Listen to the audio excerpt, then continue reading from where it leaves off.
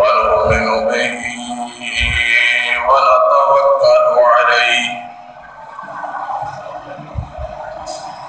ونعوذ بالله من شرور أنفسنا ومن سيئات أعمالنا من يهده الله فلا مضل له ومن يضلله فلا هادي له ونشهد أن لا إله إلا الله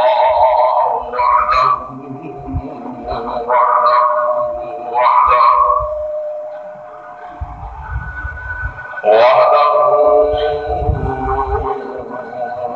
لا شريك له شهادة تكون للنجاة وسيلة ولرفع الدرجات كفيلا ونشهد أن محمدا عبده ورسوله صلى الله تعالى عليه وآله وسلم أرسله الله تعالى بالحق بشيرا ونذيرا وداعيا إلى الله بإذنه وسراجا منيرا ومن يطع الله ورسوله فقد رشد واهتدى ومن يعص الله ورسوله فقد ضل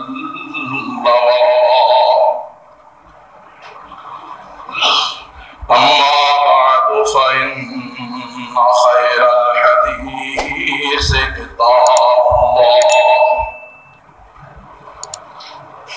وخير الهدي هدي محمد صلى الله تعالى عليه وسلم وشر الأمور محدثاتها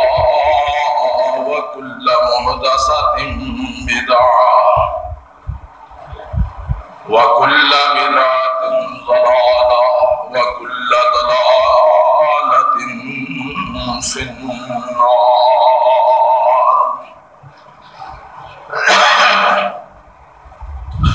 اللهم صل على محمد وعلى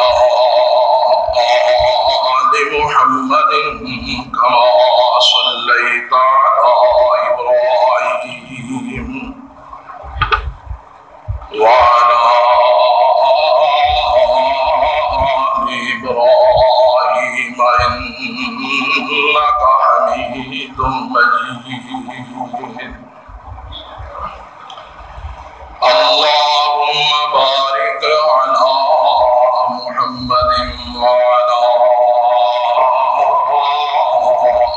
آل محمد كما باركت على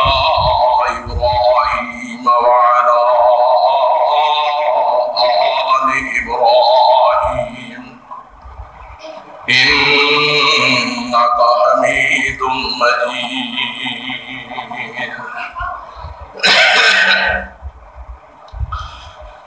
رب اشرح لي صدري ويسر لي أمري واحلل عقدة من لساني يفقهوا قولي. رب أعوذ بك من همزات الشياطين وأعوذ بك رب أن يحضرون.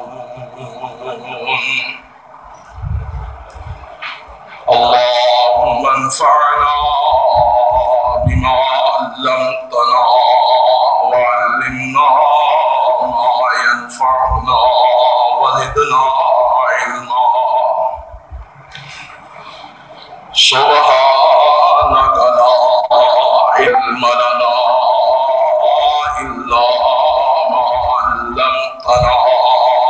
إنك أنت العليم الحكيم أما بعد فأعوذ بالله السميع العليم من الشيطان الرجيم بسم الله الرحمن الرحيم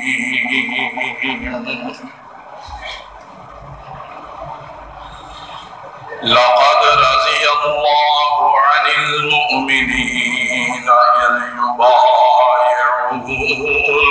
تحت الشجرة فعلم ما في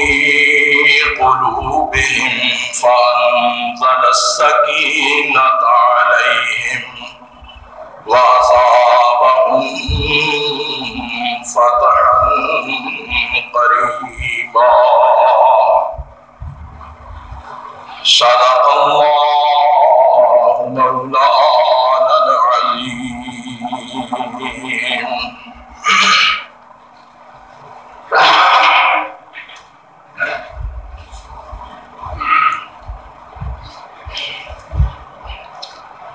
ہر سال ماہ ذی الحج کی 10 تاریخ حضرت ابراہیم خلیل اللہ علیہ السلام اور ان کے لخت جگر حضرت اسماعیل ذبیح اللہ علیہ السلام کی فقید المثال قربانی کی یاد دلاتی ہے۔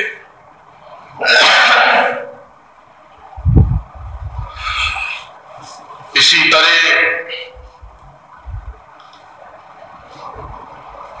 یہی ماہ ذی الحج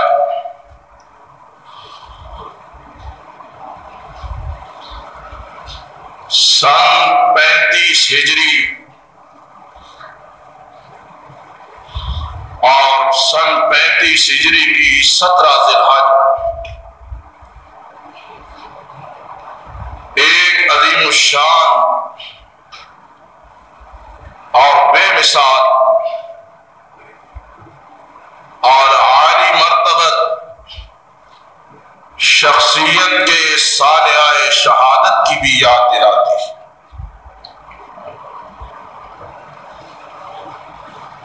17 ذی الحج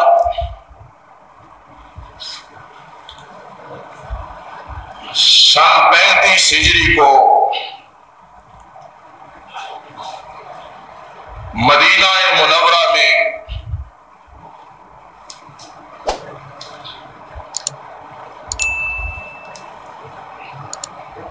جام شہادت نوش کرنے والی یہ شخصیت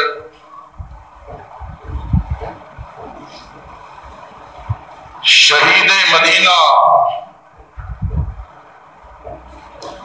امام مظلوم داماد رسول بلکہ رسول کائنات کے دور داماد اقلیم سخاوت کے تاجدار سلطنت حیا کے تاجور امیر المؤمنین سید المؤمنین امام المتقین سفیر اسلام مجسمہ جود و سخا منبع صبر و رضا شرم و حیا بلکہ وفا و حیا کے بادشاہ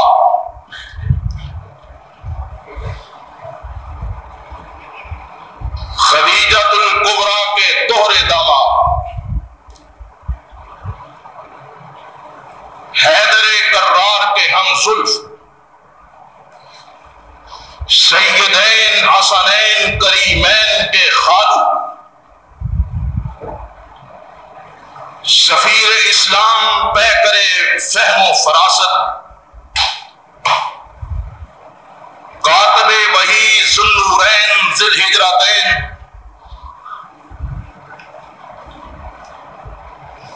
کامل الحیا والایمان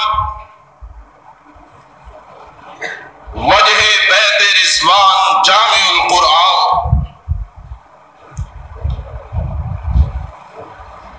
شہید مدینہ امام مظلوم سیدنا عثمان ابن عفان رضی اللہ تعالی عنہ کی شخصیت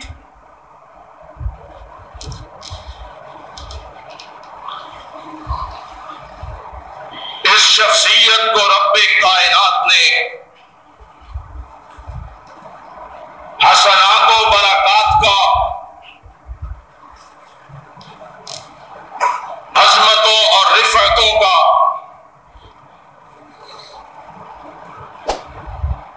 منفرد سخاوت و حیا کا منبع اور مجسمہ بنایا اور یہ شخصیت اپنے بے مثال ایثار و قربانی کے سبب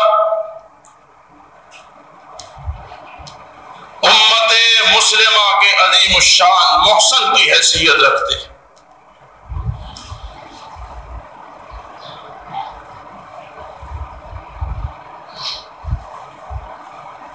لیکن حرم نبوی میں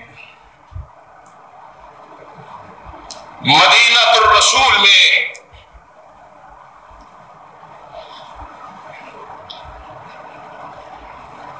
اسلامی خلافت کے ہیڈ کوارٹر میں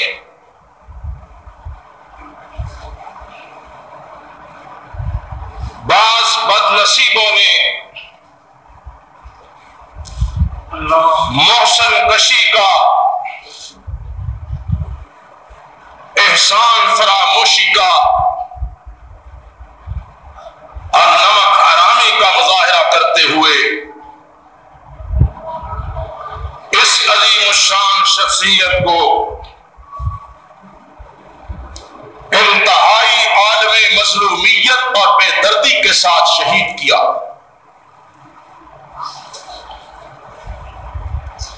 یقیناً وہ دل کہ جن دلوں میں سرکار مدینہ امام الانبیاء خطیب الانبیاء سرداج الانبیاء شاف روض جدا حضرت احمد مصطفیٰ محمد مجتبیٰ صلی اللہ علیہ وسلم اور آپ کے اہل بیت اور آپ کے صحابہ کرام کی محبت ہے، یقیناً ان لوگوں کو ان ایام میں اس شخصیت پر ڈھائے جانے والے ستم و ظلم کی یاد تڑپاتی اور ستاتی ہے، اور اس کے ساتھ ساتھ امت مسلمہ کو ایک بار پھر تاریخ آوازہ دے کر اپنی طرف متوجہ کرتی ہے کہ اے مسلمانوں، تم اسی لیے ٹھوکریں کھا رہے ہو، تم اسی لیے ذلیل و خوار ہو رہے ہو کہ تم نے اپنے محسنوں کو فراموش کر دیا، ان کی حیات مبارکہ کے اجلے نقوش اور تابندہ آثار و اثرات کو محو نگاہ کر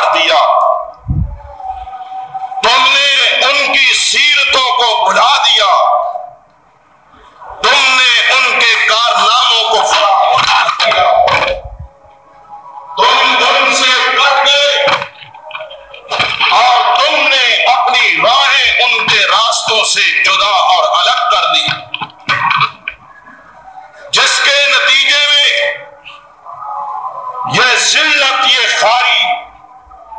یہ رسوائی، یہ تباہی، یہ بربادی تمہارے مقدر اور تمہارے نصیبے کا حصہ بن گئی۔ تمہارے لیے صلاح و فلاح کا، عافیت اور نجات کا، عزت و عظمت کا یہی راستہ ہے کہ جن کو تمہارے لیے تمہارے رب نے معیار ایمان بنایا ہے، ان کو آج بھی تم اپنے لیے معیار ایمان جانو، ان کو فراموش نہ کرو، ان کی سیرتوں کو، ان کے کردار کو، ان کے تقوی و طہارت کو، ان کے زہد و ورع کو نگاہوں سے اوجھل نہ کرو، بلکہ اب پہلے سے بھی زیادہ اس بات کی اشد ضرورت ہے کہ تم اس بھولے ہوئے سبق کو یاد کرو اور ان شخصیات کے بے داغ اور صاف و شفاف آئینہ میں اپنے سراپا کا جائزہ لو، اپنے ظاہر و باطن کو کھنگالو اور اپنی اصلاح، اپنی ستھرائی، اپنی صفائی، اپنی طہارت اور پاکیزگی کا بھی اہتمام کرو۔ یہ وہ بے داغ آئینے ہیں، یہ وہ صاف و شفاف آئینے ہیں کہ جن کو دیکھ کر تمہیں اپنی خوبیوں کا بھی احساس ہوگا اور تمہیں اپنی کوتاہیوں کا بھی ادراک ہوگا۔ لہذا محض قصہ گوئی مطلوب و مقصود نہیں، اعادہ واقعات مطلوب و مقصود نہیں، بلکہ ہم محض اپنی اصلاح کے لیے، اپنے لیے ان کی سیرت و کردار سے رہنمائی کے حصول کے لیے ہمیں ان شخصیات کی زندگیوں کا، ان کے کارناموں کا، ان کی خدمات کا، ان کے ایمان، تقوی، طہارت، زہد و ورع، پاکیزگی اور خدمات کا سرسری ساہی جائزہ لے کر اپنی زندگیوں کو سانچے میں ڈھالنے کی کوشش کرنی چاہیے، تاکہ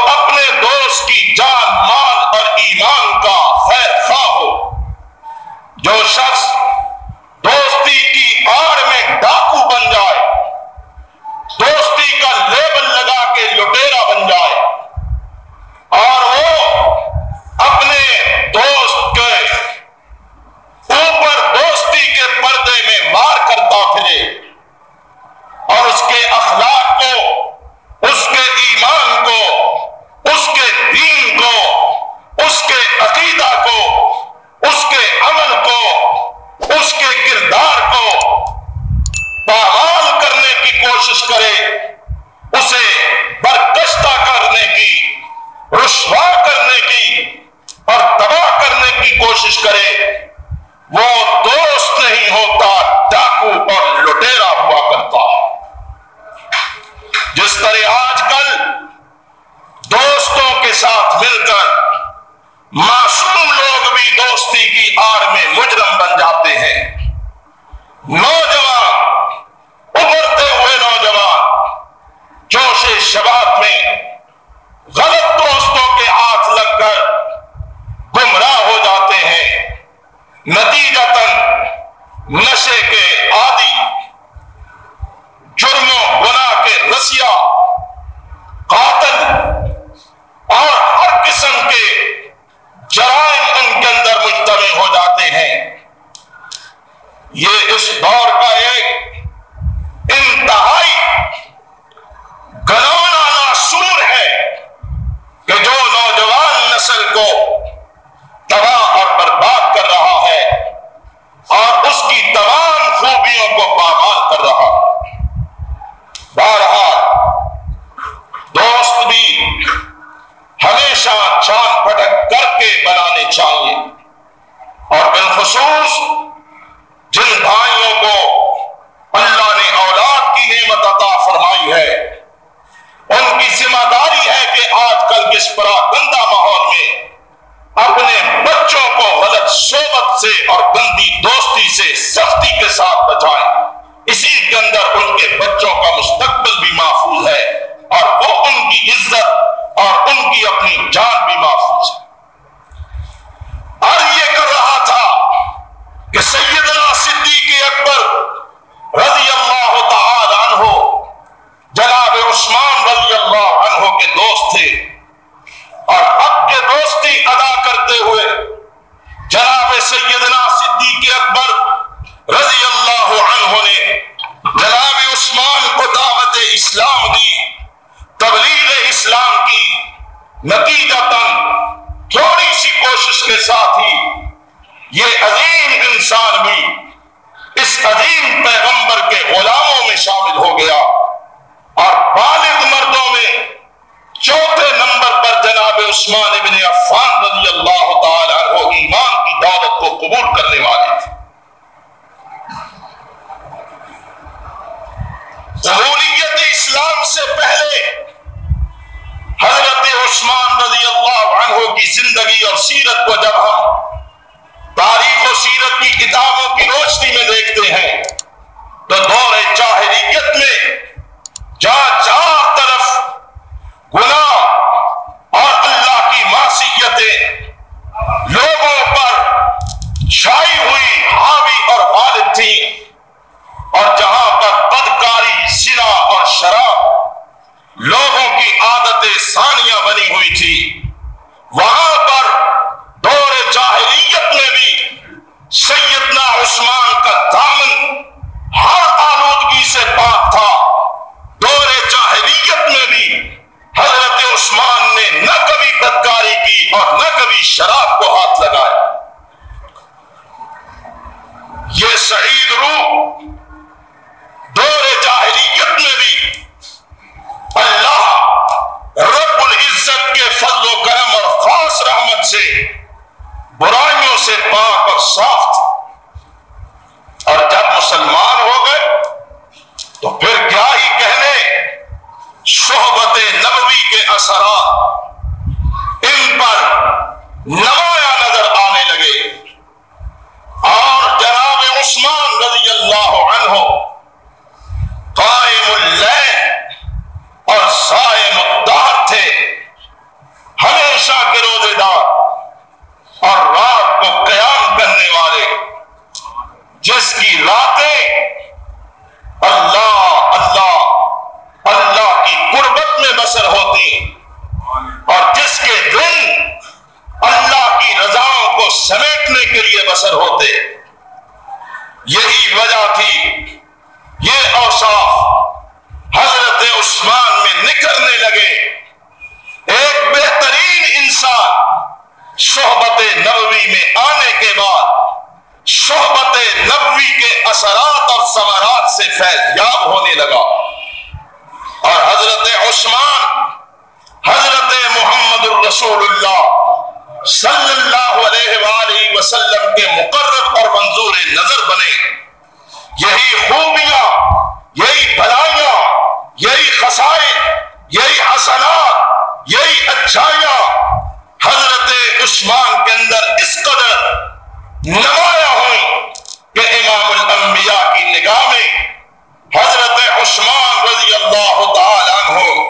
ایک انتہائی منفرد مقام حاصل کر جاتے ہیں۔ اور یہی وجہ ہے کہ جناب عثمان رضی اللہ تعالیٰ عنہ کو امام الانبیاء نے اپنی دامادی کے لیے منتخب فرمایا،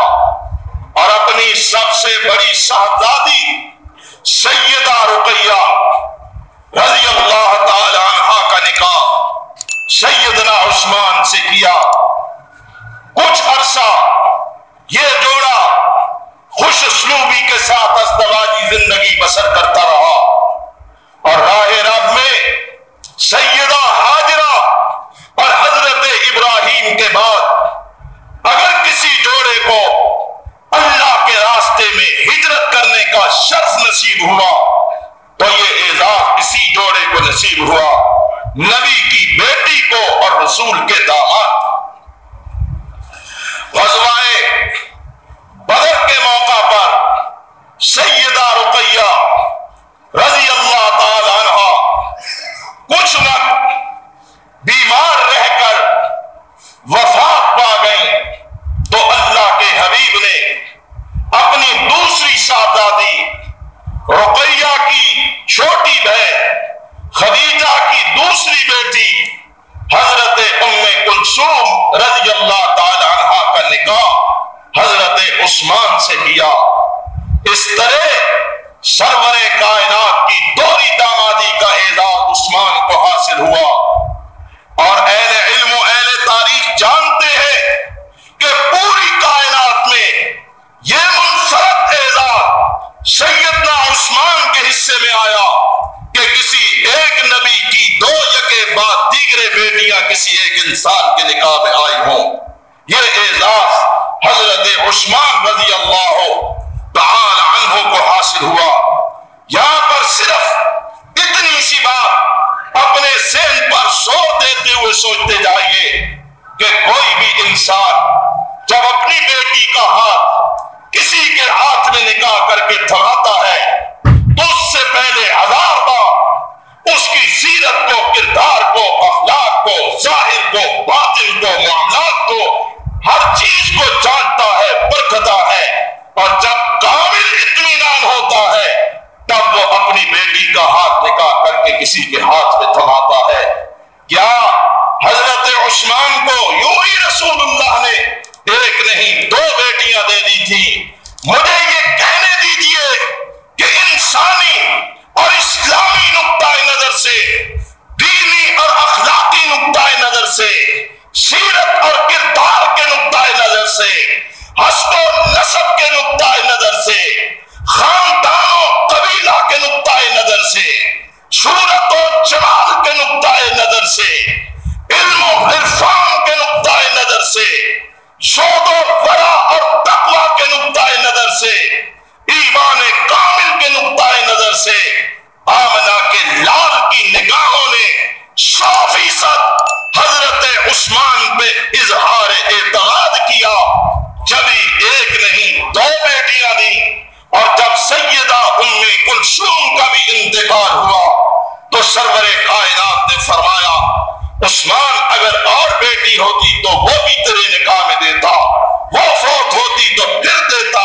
وہ فوت ہوتی تو اور دیتا، حتیٰ آمنہ کی لال اپنی زبان فیض ترجمان سے فرماتے ہیں کہ اگر میری 40 بیٹیاں بھی ہوتی تو ایک ایک کر کے میں عثمان کو دیتا جاتا، اس لیے کہ مجھے عثمان جیسا کوئی داماد نظر نہیں آتا اور عثمان کو مجھ جیسا کوئی سسر نہیں ملتا۔ بہرحال یہ قربت، یہ اعزاز، یہ عصمت سیدنا عثمان رضی اللہ تعالی عنہ کے حصے میں آئی، اور جب عثمان کا نام آتا ہے تو سخاوت کا تصور بے ساختہ ذہن میں ابھرتا ہے۔ بلکہ عثمان اور سخاوت لازم و منصوب ہے۔ جہاں عثمان کا اسم گرامی آئے گا وہاں سخاوت کا ذکر ہوگا، اور جہاں سخاوت کا نام آئے گا وہاں عثمان کا ذکر جمیل ہوگا۔ رضی اللہ تعالی عنہ، رضی اللہ تعالی عنہ۔ سخاوت عثمانی کے کیا کہنے، عرش والے نے دیتے وقت بھی عثمان کو بے دریغ عطا کیا، اور اس کے راستے میں خرچ کرتے وقت عثمان نے آنکھیں بند کر کے بے پناہ اور بے دریغ اس کی رضا کے حصول کے لیے صرف کیا۔ مدینہ طیبہ میں قدم قدم پر عثمان ابن عفان کی سخاوت کے آثار نظر آتے ہیں۔ آج کے اس دور میں دولت کی تجوریوں پہ سانپ بن کے بیٹھنے والے، ان کے سامنے اللہ کے حقوق کا ذکر ہوتا ہے لیکن یہ حقوق ربی ادا نہیں کرتے، زکوٰۃ نہیں دیتے، عشر ادا نہیں کرتے۔ انسانیت غربت میں، فقر میں، افلاس میں ان کے سامنے تڑپتی ہے، یتیم ان کے سامنے دھکے کھاتے ہیں، بیوائیں ان کے سامنے گھر گھر کی خواب سامتی ہے، لیکن یہ اپنی تجوریوں پہ سانپ بنے بیٹھے ہیں۔ سیرت عثمان اور تعلق عثمان کے حوالے سے یہ بھی عرض کروں گا کہ اپنی دولت کو پیش نگاہ رکھو، اور تعلق صحابہ سیرت عثمان کے حوالے سے سخاوت عثمان کو بھی پیش نگاہ رکھو۔ مدینہ کا بیر روما سیدنا عثمان کی سخاوت کی زندہ مثال، اور مدینہ طیبہ کی مسجد نبوی سیدنا عثمان ابن عفان کی سخاوت کا جیتا جاگتا ثبوت اور شاہکار ہے۔ اور پھر عثمان کا کس کس مرحلے پہ ذکر کیا جائے، بدر کے موقع پر یا احد کے موقع پر، خندق کے موقع پر یا تبوک کے موقع پر، حنین کے موقع پر یا دیگر مارکاؤں کے موقع پر، جہاں عثمان اپنی متاع حیات لٹاتا ہے اور دونوں ہاتھ اس طرح جس طرح کے بے اختیار ہو چکے ہیں اس طرح دونوں ہاتھوں سے لٹاتا ہے، جھولیاں بھر بھر کے لاتا ہے اور محبوب خدا کے قدموں میں لٹا دیتا ہے،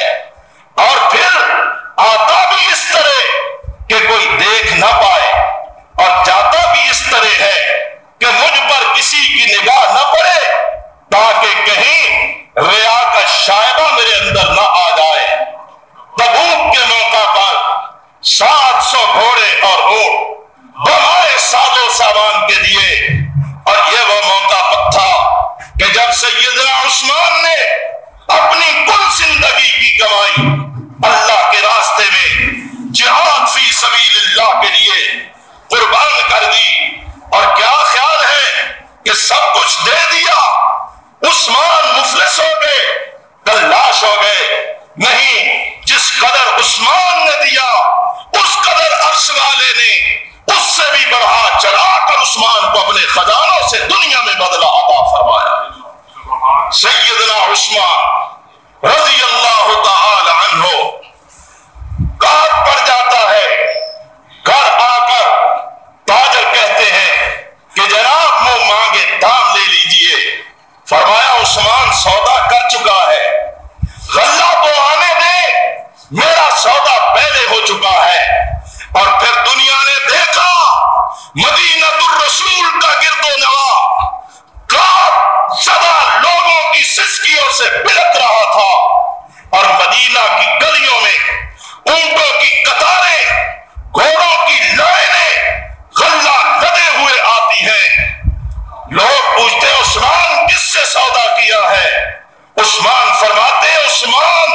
اپنے آقا محمد کے خدا سے سودا کر چکا ہے، مجھے دنیا کا مال و متاع نہیں چاہیے، مجھے اپنے رب کی رضا اور خوشنودی چاہیے۔ یہی مراحل، یہی موقع تھے آمنہ کے لال جھولی پھیلا پھیلا کر آنسو بہا بہا کر کہتے ہیں اے اللہ میں عثمان سے راضی ہوں، اللہ تو بھی عثمان سے راضی ہو جا۔ اور یہی مواقع تھے کہ عثمان جب سخاوت کے دریا بہا کر سادہ سی چادر میں منہ لپیٹے لوگوں سے اپنے آپ کو چھپا چھپا کے گزر رہے ہیں، آمنہ کے لال کے چہرے پہ تبسم دوڑ جاتا ہے، فرماتے لوگوں اگر دنیا میں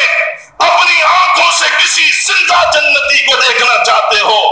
تو یہ جو چادر لپیٹے جا رہا ہے اسے دیکھ لو۔ لوگوں نے جب دیکھا تو یہ جود و سخا کا بادشاہ سیدنا عثمان ابن عفان تھا، اور کہا عثمان تجھے مبارک ہو، آمنہ کے لال نے تجھے جنت کی بشارت دی ہے۔ اور میری ناقص معلومات کے مطابق حضرت عثمان رضی اللہ تعالیٰ عنہ کو ایک بار نہیں 30 سے زائد بار امام کائنات نے نام لے کر کہا عثمان جنتی ہے، عثمان جنتی ہے، عثمان جنتی ہے، عثمان جنتی ہے۔ او مدینے کے لوگوں اگر کسی زندہ جنتی کو دیکھنا چاہتے ہو تو عفان کے بیٹے عثمان کو دیکھ لو رضی اللہ تعالی۔ اور یہ عثمان جنتی ہونا، اس سے بھی بڑی بات عثمان تو وہ ہے کہ جو 1400 صحابہ کو 1400 صحابہ کو اپنے خون کا بدلہ لینے کے عوض میں عرش والے خدا سے جنت کا ٹکٹ لے کر دیتا ہے۔ اس درخت کے نیچے جس شجرہ کا ذکر اللہ نے قرآن مقدس میں کیا، اس کے نیچے رسول کائنات احرام کی حالت میں احرام باندھے ہوئے 1400 صحابہ کو احرام کی حالت میں طلب کرتے ہیں، اور احرام کی حالت میں بندہ اللہ رحمان کا مہمان بن جاتا ہے۔ اس عظیم موقع پر طلب کیا اور کہا کہ مجھے پتا چلا ہے، مجھے خبر ملی ہے کہ عثمان کو مکہ والوں نے شہید کر دیا،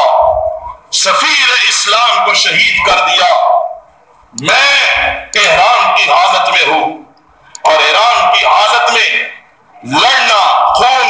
خرابہ کرنا، فساد کرنا، حتیٰ کہ دشمن سے بھی لڑنا روا نہیں ہے،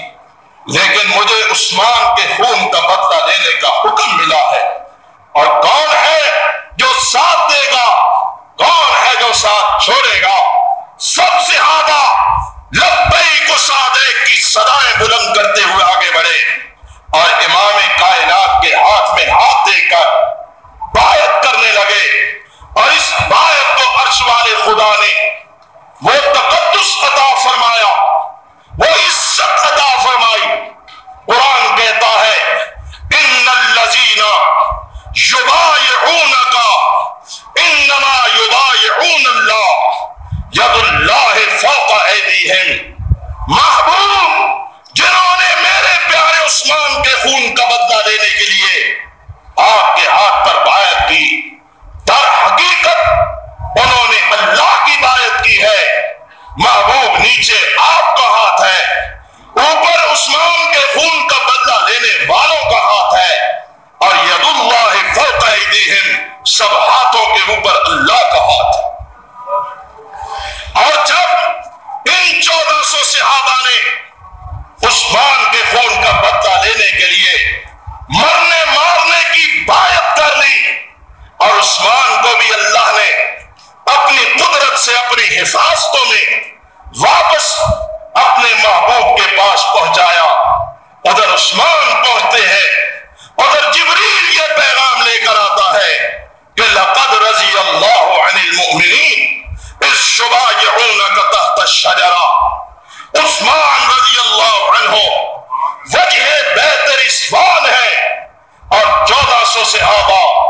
اللہ رب العزت سے اس کی رضا کا سرٹیفکیٹ حاصل کرتے ہیں اور 1400 صحابہ کو اللہ نے عثمان رضی اللہ عنہ کے خون کا بدلہ لینے کے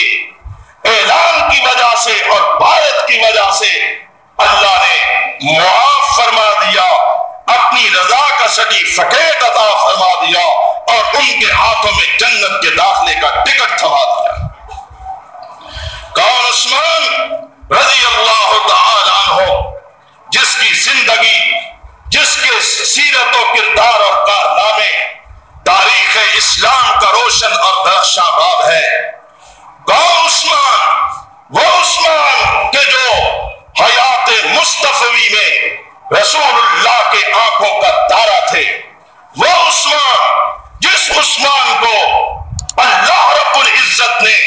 شرم و حیا کا پیکر بنایا تھا، اور محبوب خدا جب عثمان تشریف لاتے تو بڑے اہتمام سے خیال رکھتے کہ کہیں عثمان کے سامنے کوئی ایسی بات نہ ہو کہ اس کے آبگینۂ حیا پر سٹ پڑے، کوئی خراش آ جائے۔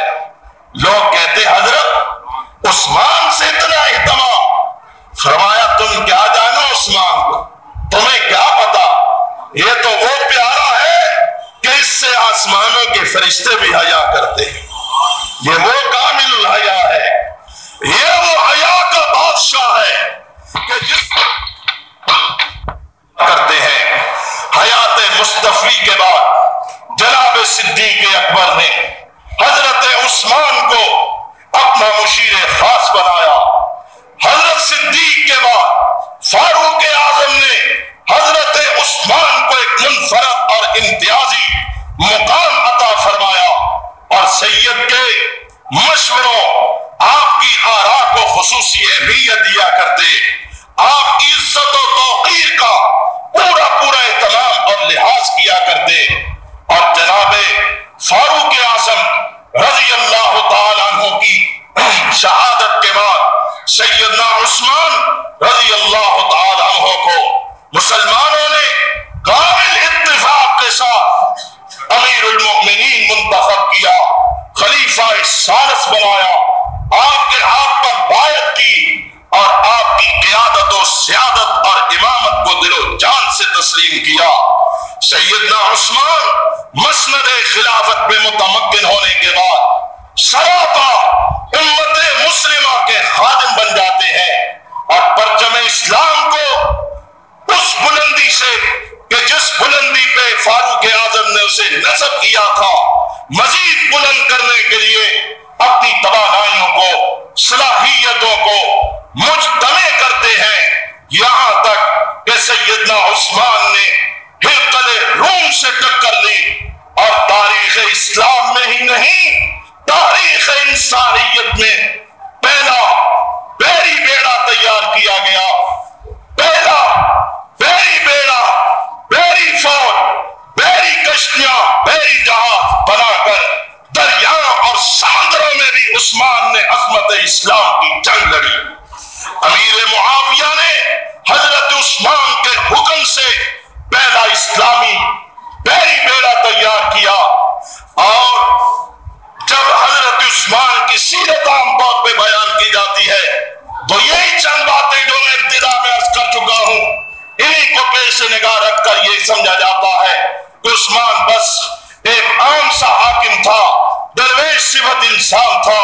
مسجد کا امام تھا یا خطیب تھا یا ایک اچھا منتظم تھا یا یہ تھا یا وہ تھا۔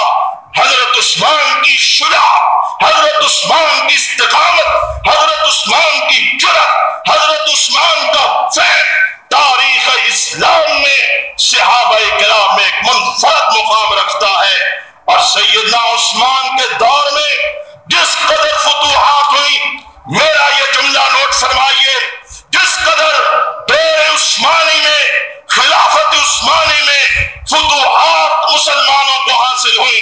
اس طرح کی فتوحات نہ اسلامی تاریخ میں پہلے کبھی مسلمانوں کو حاصل ہوئی، نہ عثمان کے بعد کبھی حاصل ہوئی۔ حضرت عثمان رضی اللہ عنہ کے دور میں سارا افریقہ فتح ہوا، سارا افریقہ فتح ہوا، قبرص فتح ہوا،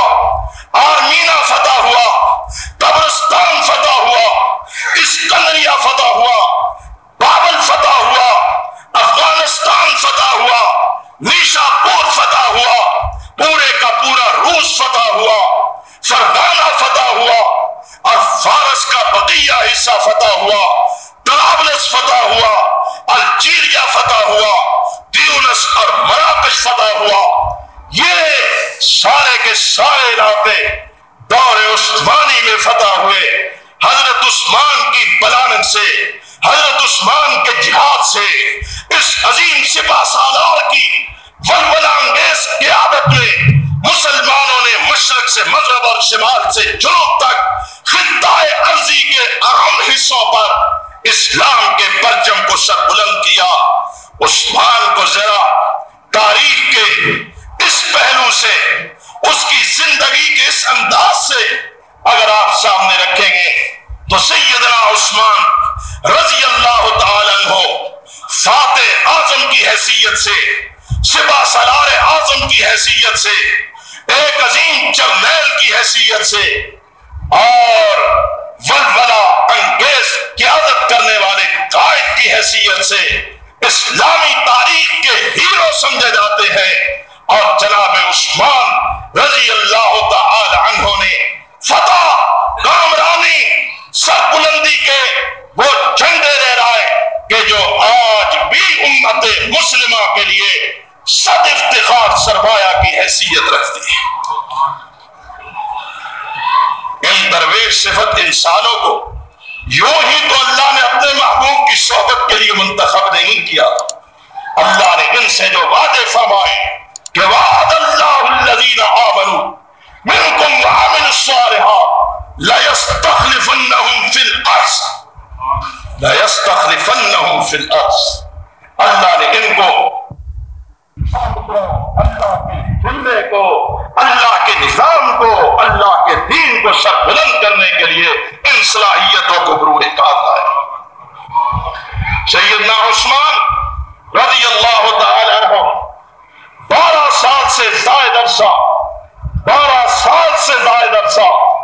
مسند خلافت میں متمکن رہے، اور تاریخ کا ایک ادنا طالب علم بھی جانتا ہے کہ سیدنا فاروق اعظم کو کیوں شہید کیا گیا۔ اس لیے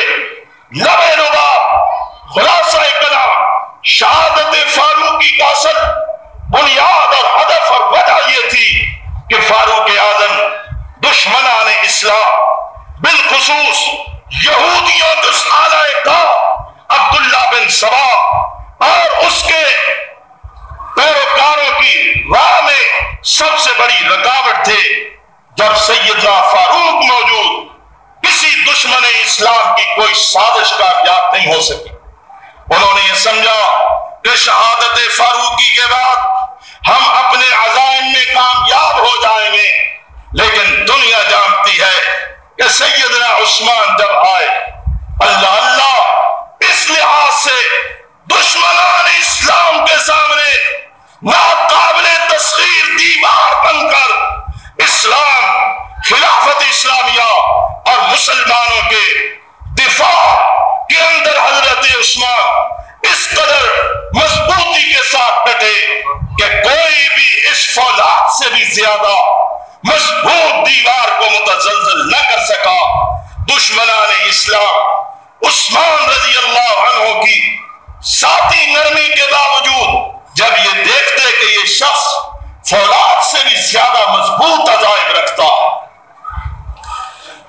اور عثمان کیا ہی خوب شخصیت کے مالک کہ جن کے بارے میں بلا ساختہ کہا جا سکتا ہے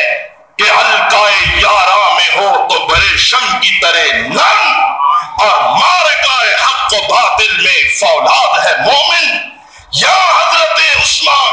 فولاد کی طرح ڈٹے، اور جب ابن سبا نے، یہودیوں کے ان پر پردہ لوگوں نے، دشمنان اسلام نے، اور ان میں وہ کالی بھیڑیں بھی موجود تھی کہ جنہوں نے وقتی مصلحتوں کے تقاضوں کے تحت مصر میں، شام میں، عراق میں، کوفے میں اور اس طرح چند ایک ممالک میں انہوں نے کلمہ پڑھ کر اپنے آپ کو بظاہر مسلمانوں کی صفوں میں شامل کیا، لیکن لیکن در حقیقت عبداللہ بن سبا جیسے رسوائے زمانہ اور تاریخ اسلامی نہیں، تاریخ انسانیت کے سیاہکار اور بدکار ترین انسان کے اعلی کار بنے اور انہوں نے مملکت اسلامیہ میں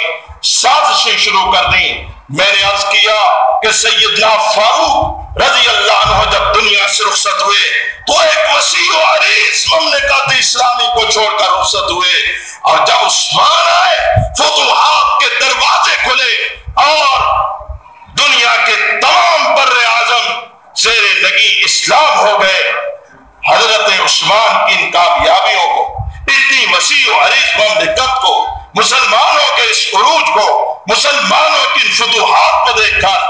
ان کے سینے پہ سانپ لوٹنے لگے اور وہ اپنی سازشوں کو دیکھ کر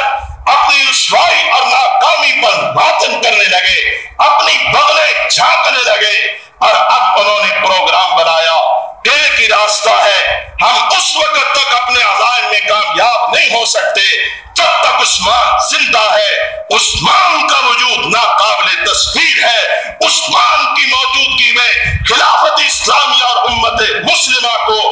بالکل ذرہ پر بھی نقصان نہیں پہنچایا جا سکتا۔ کیوں نہ ہم عثمان کو ہی راستے سے ہٹائیں۔ سازشیں تیار ہوں، یہ سازشیں میدان میں شکست نہ دے سکے، میدان میں نیچا نہ دکھا سکے، اب محلاتی سازشیں شروع ہوئیں اور سازشی عنصر، سازشی ذہنیت کے ساتھ امت مسلمہ کو عروج سے زوال کی طرف دھکیلنے کے لیے سازشیں کرنے لگے۔ یہ سازشیں مصر میں ہوئیں، یہ سازشیں سوریہ میں ہوئیں، یہ سازشیں عراق میں ہوئیں، یہ سازشیں مدینہ، مکہ، حجاز کے علاوہ ان قریبی ممالک میں ہوئیں کہ جہاں سے آسانی کے ساتھ ان کو اعلی کار مل سکتے تھے۔ پروپیگنڈے شروع ہو گئے، الزام شروع ہو گئے، بہتان ترازیاں شروع ہو گئی اور طرح طرح کے من گھڑت قصوں کے ساتھ حضرت عثمان رضی اللہ تعالی عنہ کو بدنام کرنے کی کوشش کی گئی۔ ساری دنیا سے ٹکر لینے والا فولادی عزم کا یہ انسان جب کلمہ گو لوگوں کو دیکھتا تھا تو یہ ریشم سے بھی زیادہ نرم اور شہد سے بھی زیادہ میٹھا ہو جایا کرتا تھا۔ لوگ کہتے حضرت ان کی گردن دبوچے، ان لوگوں کو کھلی چھٹی نہ دیں۔ کہا کہ جس زبان سے عثمان کلمے کا آوازہ سنتا ہو پھر عثمان اس پہ ہاتھ ڈالتے ہوئے اللہ سے ڈرتا ہے، کہیں قیامت کے دن اللہ مجھ سے نہ پوچھ لے۔ حضرت عثمان رضی اللہ تعالی عنہ کی یہ نرمی ان باغیوں، ان بلوائیوں کی شرمگیزیوں کو مزید بڑھانے کا سبب بنی۔ حضرت عثمان سب کچھ جانتے، سمجھنے کے باوجود بھی صرف اور صرف یہی سمجھتے تھے کہ مسلمانوں میں افتراق اور انتشار کم ہونا چاہیے، زیادہ نہیں ہونا چاہیے۔ اللہ اللہ، سیدنا عثمان کی یہ فکر کمزوری پر معمول نہ تھی۔ سیدنا عثمان رضی اللہ تعالی عنہ کی یہ فکر ان کی مضبوطی ایمان کی دلیل تھی، اور جس شخص نے اپنی ذات، اپنے وجود، اپنے اہل و عیال کی بھی پرواہ نہ کی اور اس عثمان رضی اللہ تعالی عنہ کے خلاف سازشیں بڑھتی رہیں، عبداللہ بن سبا کے تار ہلتے رہے، اس کے کارندے مصروف عمل رہے۔ کئی بار عثمان نے ان کو بلایا، سمجھایا، حتیٰ کہ حج کے موقع پر مینا کے مقام پر اجلاس عام مقرر کر کے تمام اعتراضات کو خندہ روی اور کشادہ دلی کے ساتھ سنا، اور سننے کے بعد سیدنا عثمان نے ایک ایک اعتراض کا جواب دیا۔ لیکن جن لوگوں نے اپنے اندر اخلاص ہی پیدا نہیں کیا، ماں سازشیں، شرمگیزیاں، دین دشمنی اور ملت اسلامیہ کے زوال کی آگ ان کے دلوں میں بھڑک رہی تھی، بھلا وہ سنجیدگی اور متانت کے ساتھ بات سننے، سنانے، اعتراض کرنے اور جواب دینے کے کہاں روادار تھے؟ انہوں نے سب کچھ کیا، سنا، لیکن اپنے مقصد پہ لگے رہے۔ بدقسمتی سے کچھ لوگ حضرت عثمان رضی اللہ تعالی عنہ کو دانستگی اور نادانستگی کے ساتھ آپ کے قربا اور رفقا میں سے بھی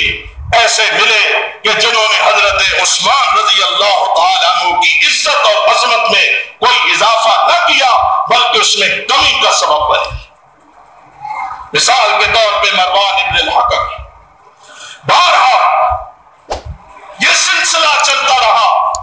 تاں آ کے وہ منصوبہ بنا کہ اس موقع پہ جب مسلمان حج کے لیے مکے جائے، حضرت عثمان رضی اللہ تعالی عنہ کی شہادت کا، ان کو قتل کرنے کا منصوبہ بنایا گیا۔ جس طرح میں نے ابتداء عرض کیا، یہی ذی الحج کا مہینہ اور ذی الحج کی 17 تاریخ اور جمعے کا دن تھا جب حضرت عثمان کو مدینہ طیبہ میں شہید کیا گیا۔ ادھر ذی الحج کا مہینہ شروع ہوا ذی القعدہ آخر میں، اور ذی الحج شروع ہوتا ہے ذی القعدہ کے آخر میں۔ ذی الحج کے آغاز میں یہ بلوائی ایک منصوبے کے تحت شرنگیزی کرتے ہوئے، فتنہ فساد پھیلاتے ہوئے مصطفیٰ کے پاک حرم مدینہ پر یہ الغار کرتے ہیں، اور مدینہ کے اندر مسلمان ان لوگوں کو سمجھاتے ہیں، معاملے کو ٹھنڈا کر کے حالات کو قابو میں کرنے کے لیے کوشش کرتے ہیں، لیکن جن ذہنوں میں سازشیں پروان چل رہی ہوں وہاں سنجیدگی اور متانت کا کیا کام ہو سکتا ہے؟ بہرحال حضرت عثمان رضی اللہ تعالی عنہ اس بشارت نبوی کے مصداق بننے والے تھے کہ آمنہ کے لال نے اپنی زبان وحی ترجمان سے فرمایا تھا، عثمان اللہ تجھے ایک کرتا پہنائے گا، لوگ اس کرتے کو اتارنے کی کوشش کریں گے، خیال کرنا اس کرتے کو خود نہ اتارنا، اللہ نے وہ کرتا تجھے پہنایا۔ اور یہ ایک بہت بڑی راز اور رمز کی بات کہی، اگر لوگوں کے نعروں پر، احتجاج پر، ان کی بھڑکوں پر لوگ تخت و تاج چھوڑنے لگ پڑتے تو دنیا کا نظام کبھی بھی مستحکم نہ ہوتا۔ اسلام نے کہا ہے کہ امیر اور خلیفہ ایک بار نہیں سینکڑوں بار سوچ سمجھ کر بناؤ۔ یہ امانت اگر اس کے سپرد کر رہے ہو تو پہلے سوچو، اگر تمہاری امانت کا آل ہے تو اسے یہ امانت سونپو، اور جب یہ امانت اسے سونپو پھر جب تک وہ شریعت کا پابند، شرعی امور کا تابع، اللہ اور اس کے رسول کی اطاعت میں مستغرق ہے، تم پر لازم ہے کہ اس کی اطاعت کرو بغیر شرعی عذر کے۔ یہ انقلاب اور یہ اکھاڑ پچھاڑ، اس کو لاؤ اور اس کو اتارو، یہ قطعاً جائز نہیں، اس سے زمین میں فساد پیدا ہوتا۔ حضرت عثمان رضی اللہ تعالی عنہ کی گرد گھیرا تنگ ہوتا گیا، یہاں تک کہ حضرت عثمان رضی اللہ عنہ پر مدینہ طیبہ میں ان کے گھر کو ہی قید خانہ بنا دیا گیا، باہر نکلنا مشکل ہو گیا، مسجد میں آنا ناممکن ہو گیا۔ پھر وہ وقت بھی آیا کہ اسی بحر روما کا پانی جس کو عثمان رضی اللہ عنہ نے اپنے خون پسینے کی کمائی سے، اپنی گرائے خاص سے خرید کر مدینہ کے باسیوں کے لیے وقف کیا تھا، اسی بحر روما کا پانی امام مظلوم پہ بند کر دیا گیا۔ مجھے شہدائے کربلا، مظلومین کربلا بھی یاد ہے کہ ان پر فرات کا پانی کچھ وقت کے لیے بند رہا، لیکن مجھے یہ مدینے کا مظلوم ترین انسان بھی نظر آتا ہے جس پر اس کنویں کا پانی بند کیا گیا، جس کنویں کو اس نے اپنی گرائے خاص سے یہودیوں سے خرید کر مدینہ کے سب باسیوں کے لیے مفت وقف کیا تھا۔ یہ مظلوم بھی ہے۔ بالآخر حضرت عثمان رضی اللہ تعالی عنہ پر، بات سمیٹتا ہوں میں وقت کی قلت کی وجہ سے، گھیرا تنگ ہوا، حضرت عثمان کو مقید اور محبوس کر دیا گیا۔ بعض صحابہ نے کہا بھی کہ حضرت آپ ہمیں اجازت دیں، ہم ان سے نبٹ لیتے ہیں، دو ہاتھ کر لیتے ہیں، کیا ہوا اگر اکثر مسلمان حج پہ گئے ہوئے ہیں، ہم موجود ہیں، ہم ان سے نبٹ لیتے ہیں۔ فرمایا نہ، خاموش رہو، معاملے کو میں اللہ کے سپرد کرتا ہوں، اس لیے کہ یہ میرے پاک نبی کا پاک حرم ہے، یہ میرے محبوب نبی کا محبوب مدینہ ہے، اور میں یہ پسند نہیں کرتا کہ عثمان کی جان کی وجہ سے، میری ذات کی وجہ سے، میرے وجود کی وجہ سے، میرے خون کے تحفظ کے لیے مدینہ الرسول میں خون بہے۔ عثمان اس کو برداشت نہیں کرتا، عثمان انسانوں کا خون بہتا ہوا نہیں دیکھ سکتا۔ یہ فکر تھی خلفائے راشدین کی۔ فاروق برسر منبر کہا کرتے تھے کہ اگر میرے دور خلافت میں ایک کتا بھی مر گیا، ایک بکری بھی مر گئی، ایک حیوان جاندار نجس بھی مر گیا، تو قیامت کے دن فاروق سے سوال ہوگا۔ کہا کرتے تھے نہیں، اور عثمان کی بھی یہی فکر تھی۔ آج شریعت بل تو آ گیا، پتہ نہیں شریعت کب آئے گی۔ بلوں سے اس قوم کی تقدیر نہیں سنورے گی۔ سچی بات ہے، میں ہوں یا آپ، ہماری انفرادی اور اجتماعی زندگی، ہمارے عوام اور ہمارے حاکم جب تک اپنی زندگیوں سے نفاق کو نکال کر اپنی زندگیوں کو یک رنگا نہیں بناتے، قرآن و سنت کے رنگ میں نہیں رنگتے، محمد الرسول اللہ کا محمدی انقلاب اور وہ خالص مدینے کی شریعت جب تک نافذ نہیں ہوتی، دوستو ہماری تقدیر بگڑتی تو جائے گی، سنور نہیں سکتی۔ ان کو نقش العین جانوروں کا بہتا ہوا خون بھی تڑپا دیتا تھا، لیکن ان نشے میں مست، اقتدار کے نشے میں مست حکمرانوں کو انسانوں کا بہتا ہوا خون، اور بلا مبالغہ کہا جا سکتا ہے کہ انسانیت کا خون ندیوں ناروں کی صورت میں بہ رہا ہے، لیکن یہ بانسری بجا رہے ہیں۔ روم ڈوب رہا تھا اور وہ چین کی بانسری بجا رہا تھا، یہ بھی چین کی بانسری بجا رہے ہیں۔ سندھ سے لے کے سرحد تک، خیبر سے لے کے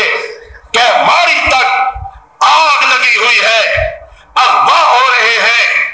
ڈاکے، تاوان، قتل عام، ڈکیتیاں، ظالموں کے خون آشام ہاتھوں سے معصوم بچے بھی محفوظ نہیں ہیں، پردہ رشی عورتیں بھی محفوظ نہیں ہیں۔ کن لفظوں میں اس حالت زار کا رونا رویا جائے جو آج اس امت اور ملت کے ساتھ ہو رہا ہے، وہ آپ کے سامنے ہے، سوائے ہلاکت کے، سوائے بربادی کے، سوائے خون خرابے کے اور کچھ بھی نظر نہیں آ رہا۔ لیکن یہ خرید و فروخت میں مشہور، کرسیوں کے پائے میں کیل ٹھوک کر ان کو مضبوط کرنے میں مصروف، یہ لوگ اپنی سیاست کی دکان چمکانے میں مصروف، یہ ایک دوسرے کو نیچا دکھانے میں مصروف۔ قوم کا ستیہ ناش ہو رہا ہے، ملک کی وحدت پارا پارا ہو رہی ہے، اختلاف و انتشار کی جھاڑیاں اس ملک کے اندر فراوانی کے ساتھ خود رو پودوں کی طرح اگ رہی ہے۔ سیاسی افراتفری، مذہبی انارکی، یہ سب چیزیں ہمارے سامنے ہیں، لیکن نہ ہم بحیثیت قوم اپنی ذمہ داریوں کو محسوس کر کے ان کو پورا کرنے کے لیے تیار ہے، اور نہ ہمارے حکمران اپنی ذمہ داریوں کو پورا کرنے کے لیے تیار ہے۔ میں بڑے ادب و احترام کے ساتھ اپنے حکمرانوں سے، اقتدار نشینوں سے، کرسی پر بیٹھے ہوئے لوگوں سے عرض کرنا چاہوں گا کہ کیا انسانوں کا یہ افسانے کے ساتھ بہتا ہوا خون تمہیں نظر نہیں آتا؟ یہ میری ماں اور بہنوں کے تڑپتے ہوئے لاشیں تمہیں نظر نہیں آتے؟ معصوم بچوں کی کٹی ہوئی گردنیں تمہیں نظر نہیں آتی؟ اور جب بھی دن بدن، جب بھی کیا تو ہر صبح ہر شام یہی تماشا ہے، اور بہت جلد حقائق منظر عام پہ لائے جائیں گے اور ہم مجرموں کو عبرتناک سزائیں دیں گے۔ کس کو سزا دو گے؟ سب سے بڑے مجرم تم ہو۔ ہزار بے گناہ انسانوں کا خون تمہاری گردن پر ہے۔ مجھے بتاؤ، تمہیں اللہ کے سامنے پیش ہو کر جواب دینے کا کوئی احساس نہیں ہے؟ اور میں آپ سے بھی کہوں گا کہ خیال کرو، یہ انارکی، افراتفری، یہ فتنہ فساد مکمل طور پہ خانہ جنگی کی صورت اختیار کر رہا ہے، اور یہ خانہ جنگی جب شروع ہو جاتی ہے تو پھر کوئی خانہ محفوظ نہیں رہتا۔ اور میں کہوں گا حکمرانوں، تمہارے خانے بھی ہیں، خواہ وہ پرائم منسٹر ہاؤس ہے، چیف منسٹر ہاؤس ہے، پریزیڈنٹ ہاؤس ہے، منسٹر ہاؤس ہے، خواہ تم نے کروڑوں اور اربوں اور کروڑوں روپے کی مالیت سے بنائے ہیں، لیکن اگر اس ملک میں خانہ جنگی شروع ہوگی تو یاد رکھو تمہارا بھی خانہ خراب ہو کر رہے گا، تم بھی بچ نہیں سکتے۔ ضیاء مرحوم کے انجام سے تم نے عبرت حاصل نہیں کی۔ ہم نے اس وقت کہا تھا ضیاء صاحب، اللہ نے آپ کو اقتدار دیا، اختیار دیا، فوج ہے، کرسی ہے، ڈنڈا ہے، سب کچھ آپ کے پاس ہے، احسان الہی ظہیر کے قاتلوں کو پکڑو، وگرنہ اگر وہ تخریب کاری کا شکار ہو سکتا ہے تو ضیاء صاحب آپ بھی ہو سکتے ہیں۔ اور پھر ایسے ہی ہوا۔ آج ہم ان حکمرانوں کو کہتے ہیں کہ اگر اسلام پورا لاہور میں میری ملت کی بیٹیاں کٹ سکتی ہیں تو نواز شریف لاہور میں تیری بہو بیٹیاں بھی کٹ سکتی ہیں۔ جس طرح ایک عام مسلمان کا خون ہے اسی طرح تیرا بھی خون ہے۔ ہم تو یہ چاہتے ہیں تیری عزت بھی محفوظ ہو، تیرا خون بھی محفوظ ہو، اور اس ملک میں بسنے والے ہر فرد کی عزت بلا تمیز سیاسی، بلا امتیاز مذہبی نقطہ نظر سے ہر شخص کی عزت محفوظ ہو، جان محفوظ ہو، مال محفوظ ہو، اس کی بہو بیٹیاں محفوظ ہو۔ خدا کے لیے اسلام کا نام لیتے ہو، شریعت کا نام لیتے ہو، شریعت بل کا نام لیتے ہو تو ذرا فاروق عثمان کی زندگیوں کو بھی سامنے رکھو۔ کہا گیا امیر المومنین آپ اجازت دیں ہم بلوائیوں سے نمٹ لیتے ہیں۔ فرمایا نہیں، محمد کے پاک مدینہ میں عثمان کسی جاندار کا خون بہتا ہوا نہیں دیکھ سکتا۔ اللہ قبرص کا فاتح، افریقہ کا فاتح، رشیا کا فاتح،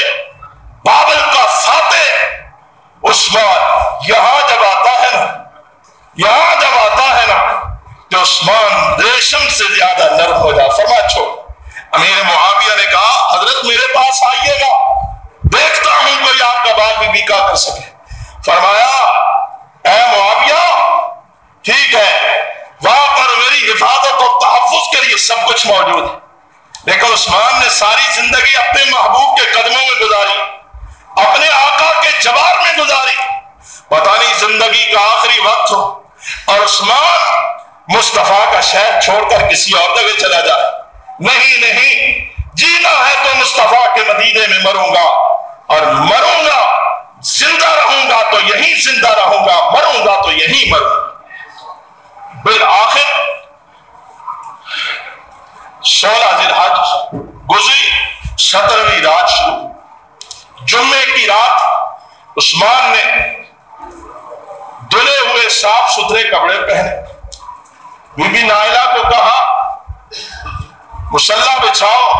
کچھ رب سے باتیں کر لیں، نوافل پڑھے، دعائیں کی۔ آنکھ لگ گئی،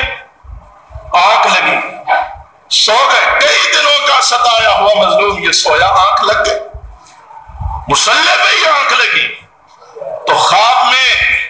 اللہ کے پاک رسول کی زیارت ہوتی ہے، مصطفیٰ کریم کی زیارت ہوتی ہے۔ نبی پاک بیٹھے ہیں، دائیں عثمان، دائیں صدیق اکبر،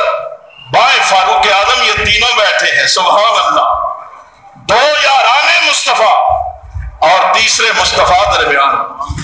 دیکھا آقا کو، فرمایا عثمان پیارے تو کئی دنوں سے روزے سے ہے اور ہم بھی روزے سے،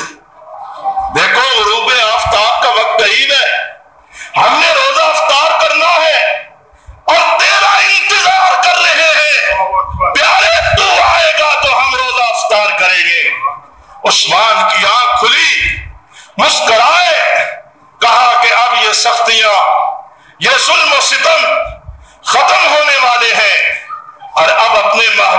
زیارت کر لی ہے۔ اب خواب کی تعبیر بھی یہی ہے کہ کل 17 ذی الحج ایام تشریق کے گزرے ہوئے دنوں کے بعد مقرر دن جب حاجی اللہ کو راضی کر کے اپنے اپنے گھروں کو لوٹ رہے ہوتے ہیں، عثمان دنیا کو چھوڑ کے جنت کی طرف جا رہا ہوتا ہے۔ کہا کہ کل مصطفیٰ کی معیت میں روزہ افطار کرنا ہے، شہادت کی خوشی۔ جامع القرآن میں جمعے کے دن علی صبح نماز فجر کے بعد قرآن کھول لیا اور قرآن کی تلاوت شروع کر دی۔ ادھر قرآن جامع القرآن کی زبان پر ہے، ادھر باغی بھی کہتے جلدی کرو 17 ذی الحج ہو گئی، اگر مکے کے حاجی مدینے واپس آ گئے ہمارا منصوبہ ناکام ہو جائے گا۔ چنانچہ دیواریں پھلانگی ان لٹیروں ڈاکوؤں نے، کنانہ بن بشیر، عبد الرحمن ادیس، شودان بن عمران وافقی، یہ حضرات محمد بن ابی بکر، یہ سب دیواریں پھلانگتے ہیں اور حضرت عثمان پر ٹوٹ پڑتے ہیں۔ وہ عثمان جس سے رسول اللہ اور آسمانوں کے فرشتے بھی حیا کھاتے تھے، امت مسلمہ کے ان شقی القلب لوگوں نے اپنی بدبختی کی انتہا کی اور ان کو ذرا بھی حیا نہ آئی۔ محمد بن ابی بکر آگے بڑھے، سیدنا عثمان کی داڑھی پر ہاتھ ڈالا، داڑھی کو پکڑا، کھینچا۔ عثمان نے نگاہیں اٹھائی، کہا بیٹے تو میرے بھائی کا، میرے دوست کا بیٹا ہے، تجھے تو یہ لائق نہ تھا، اور میں تھپڑ مارنا چاہوں تو مار سکتا ہوں، لیکن مجھے اپنے بھائی کا چہرہ نگاہوں کے سامنے گھومتا ہوا نظر آ رہا ہے، مجھے حیا آتی ہے کہ میں اپنے بھتیجے کو تھپڑ بھی ماروں۔ لیکن آج تو جس مقام تک پہنچا ہے، اگر تیرا باپ زندہ ہوتا تو تجھے بتاتا کہ عثمان کے ساتھ یہ سلوک کیوں تو نے کیا، تجھے حیا نہیں آئی۔ محمد بن ابی بکر شرمندہ ہو کر بھاگ نکلا۔ کنانہ بن بشیر نے تلوار کا وار کیا، شودان بن عمران وافقی نے دوسرا وار کیا۔ حضرت نائلہ حائل ہوئی، انگلیاں کٹ کر تلوار عثمان کے جسم تک جا پہنچتی ہے۔ عثمان کا لاشا مدینہ الرسول میں اپنے گھر کی چار دیواری میں تڑپ رہا ہے، اور عامر بن حمد آپ کے سینے پہ چڑھ کر کودتا ہے۔ حضرت عثمان کی پسلیاں ٹوٹ جاتی ہیں اور عثمان کی زبان پر یہ لفظ ہے کہ فَسَيَكْفِيكَهُمُ اللَّهُ وَهُوَ السَّمِيعُ الْعَلِيمُ صبغۃ اللہ ومن احسن من اللہ صبغہ۔ اور عثمان یا جامع القرآن کے پاس قرآن تھا، یا حسبی اللہ و نعم الوکیل کا وظیفہ تھا، یا فَسَيَكْفِيكَهُمُ اللَّهُ وَهُوَ السَّمِيعُ الْعَلِيمُ کے الفاظ تھے۔ امام مظلوم مدینہ الرسول میں مدینے کو خون خرابے سے بچاتے ہوئے اپنا خون پیش کرتے ہیں اور کہتے اللہ دیکھ اپنا خون تو دے دیا، لیکن تیرے مصطفیٰ کے مدینے کو مسلمانوں کے خون سے آلودہ نہیں ہونے دیا۔ مولانا ابوالکلام آزاد کیا خوب فرماتے ہیں، فرماتے بڑے بڑے شہداء اللہ کی بارگاہ میں آئیں گے، بعض شہداء وہ ہوں گے جن کی شہادت کی گواہی بدر کا میدان دے گا، بعض کی شہادت کی گواہی عہد کا دامن دے گا، بعض کی شہادت کی گواہی حنین دے گا، بعض کی شہادت کی گواہی مکے کی گلیاں دیں گی، بعض کی شہادت کی گواہی مسجدیں دیں گی، بعض کی شہادت کی گواہی منبر رسول دے گا، بعض کی شہادت کی گواہی مصلی رسول دے گا، لیکن عثمان وہ شہید ہے جس کی شہادت کا گواہ اللہ کا قرآن ہے۔ اللہ کا قرآن عثمان کی شہادت کی گواہی دے گا، اور عثمان رضی اللہ تعالی عنہ شہید ہونے کے بعد، مرنے کے بعد بڑے بڑے طوطا چشم نمک حرام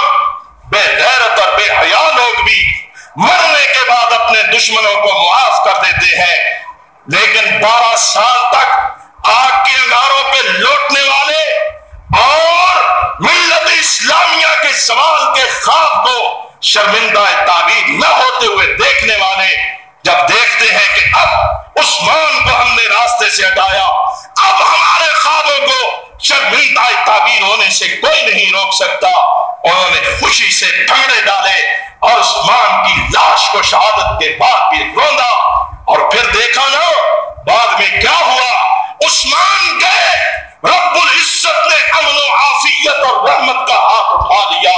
امت مسلمہ انتشار میں خلفشار میں مبتلا ہو گئی، علی بچ گئے، معاویہ بچ گئے، زبیر بچ گئے، عائشہ بچ گئی، عمر بن عاص بچ گئے، ابو موسیٰ اشعری بچ گئے، سعد بن ابی وقاص بچ گئے، لیکن جمل اور سفین کے اندر مجھے 1 لاکھ سے بھی زیادہ تڑپتے ہوئے لاشیں نظر آتے ہیں۔ عثمان کو یہ کریڈٹ چاہتا ہے کہ اس نے اپنا خون دیا، لیکن لاکھوں انسانوں کو تہتے ہونے سے بچا لیا۔ شہادت کے بعد 3 دن تک عثمان کی لاش پہ گور و کفن پڑی رہی، خون آلود کپڑوں میں، پاس قرآن پڑا ہے، جامع القرآن کے پاس قرآن پڑا ہے۔ 3 دن کے بعد رات کے وقت جنازہ اٹھایا گیا اور جبیر ابن مطعم نے نماز جنازہ پڑھائی، اور جب نماز جنازہ کے بعد جنازہ اٹھایا گیا نا تو جنازے جب جاتے ہیں کوئی لوگ پیچھے چلتے ہیں، راستوں میں بیٹھنے والے اٹھ کر ادب و احترام سے کھڑے ہو جاتے ہیں، کچھ لوگ اپنے اعتقاد کے مطابق پھول برساتے ہیں، کچھ چادریں چڑھاتے ہیں، کچھ پتیاں نچھاور کرتے ہیں، لیکن جب شہید مدینہ امام مظلوم کا جنازہ جا رہا تھا تو پتھر برس رہے تھے، پھول کی پتیاں نہیں بلکہ پتھر برس رہے تھے۔ پتھروں کے سائے میں عثمان کا جنازہ جاتا ہے، جبیر ابن مطعم آپ دیدہ ہوتے ہیں، کہتے ہیں اللہ دیکھ تیرے محبوب کا دورہ داماد، خدیجہ کا جوائی، حسنین کا خالو، فاطمہ الزہرا کا بہنوئی اور علی مرتضیٰ کا ہمزلف، مدینے والوں کا محسن کس انداز سے دنیا سے رخصت ہو رہا ہے۔ رات کی تاریکی میں جنت البقیع میں عثمان کو دفن کیا گیا، اور جب عثمان کو دیکھتے ہیں، عثمان کی زندگی کو دیکھتے ہیں، شہادت کو دیکھتے ہیں، زندگی پہ بھی رشک آتا ہے، شہادت پہ بھی رشک آتا ہے کہ باعث اختیار اقتدار ہونے کے باوجود اپنے آپ کو تو قربان کر دیا، لیکن امت مسلمہ کو کسی انتشار اور خلفشار میں مبتلا نہیں کیا۔ بنا کر دند خوش رسمے بخا کو خون غلطی دن، خدا رحمت کند اے عاشقان پاک تینت را۔ اور کیا کہوں عثمان کی سیرت کی ابتدا کہاں سے کروں اور شہادت کی انتہا کہاں سے کروں؟ قدم قدم روش روش یہاں لہو وہاں لہو، قدم قدم روش روش یہاں لہو وہاں لہو۔ میں کیا بتاؤں یہ حادثہ کہاں کہاں سے گزر گیا۔ اللہ جنت البقیع میں مسجد نبوی کے مینار کے سائے میں سوئے ہوئے عثمان کے درجات کو بلند فرما، اس کی مرکت پہ کروڑوں رحمتیں نازل فرما، امت کے اس محسن کو اپنے خزانوں سے درجات کی بلندی اور اجر جزیل عطا فرما۔ اللہ ہمیں اپنے نبی اور نبی کے پاک باز صحابہ کے نقش قدم پہ چلنے کی توفیق عطا فرما۔ وآخر دعوانا الحمدللہ نحمده ونستعینه ونستغفره ونؤمن به ونتوکل علیہ ونعوذ باللہ من شرور انفسنا ومن سیئات اعمالنا من يهده الله فلا مضل له ومن يضلله فلا هادي له ونشهد ان لا اله الا الله وحده لا شريك له شهادة تكون للنجاة وسيلة ولرفع الدرجات كفيلة كفيلا ونشهد أن محمدا عبده ورسوله صلى الله تعالى عليه وآله وسلم أرسله الله تعالى بالحق بشيرا ونذيرا وداعيا إلى الله بإذنه وسراجا منيرا من أطاع محمدا فقد أطاع الله ومن عصى محمدا فقد عصى الله ومحمد فرق بين الناس صلى الله عليه وسلم أما بعد فإن خير الحديث كتاب الله وخير الهدي هدي محمد صلى الله تعالى عليه وآله وسلم وشر الأمور محدثاتها وكل محدثة بدعة وكل بدعة ضلالة الضلالة في النار أما بعد فقد قال الله تبارك وتعالى في شان حبيبه إن الله وملائكته يصلون على النبي يا أيها الذين آمنوا صلوا عليه وسلموا تسليما اللهم صل على محمد وعلى آل محمد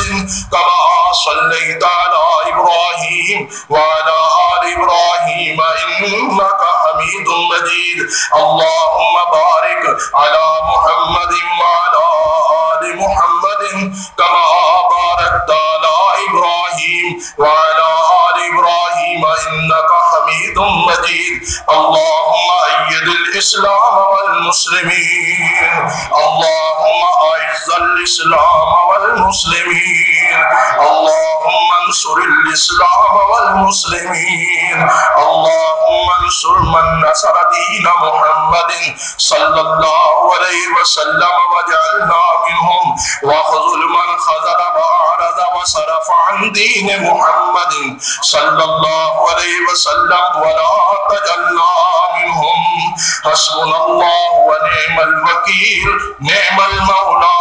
ونعم النصير لا إله إلا أنت سبحانك إني كنت من الظالمين رب اغفر وارحم وأنت خير الراحمين رب اغفر وارحم وأنت أرحم الراحمين اللهم حبب إلينا الإيمان وزينه في قلوبنا وكره إلينا الكفر والفسوق والعصيان واجعلنا من الراشدين برحمتك يا أرحم الراحمين واعف عنا واغفر لنا وارحمنا أنت مولانا فانصرنا على القوم الكافرين سبحان ربك رب العزة عما يصفون وسلام على المرسلين والحمد لله رب العالمين.